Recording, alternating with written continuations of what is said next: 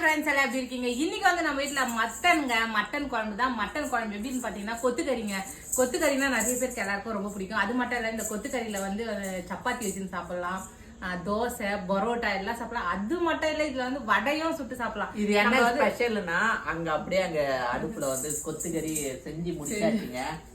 செஞ்சு முடிச்சிட்டு அப்படியே சாப்பாடு அள்ளி அப்படியே சாப்பாடு போட்டு பாருங்க, ஃபுல்லா வந்து சின்ன சின்னதா கறி. ஆனா இன்னும் கொத்துக்கறினா இன்னும் கூட கொஞ்சம் வந்து சாஃப்டால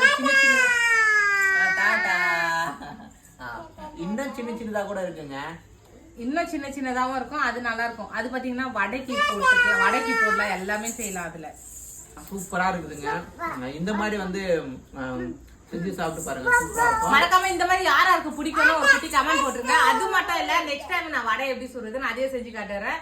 அது வந்து பாத்தீங்கன்னா ஸ்ரீவாணி குக்கிங்ல செஞ்சு காட்டுறேன் நானு. இது வந்து ஃபுல் வீடியோ வந்து கீழே டிஸ்கிரிப்ஷன்ல கொடுக்குறேன், மறக்காம கிளிக் பண்ணி பாருங்க.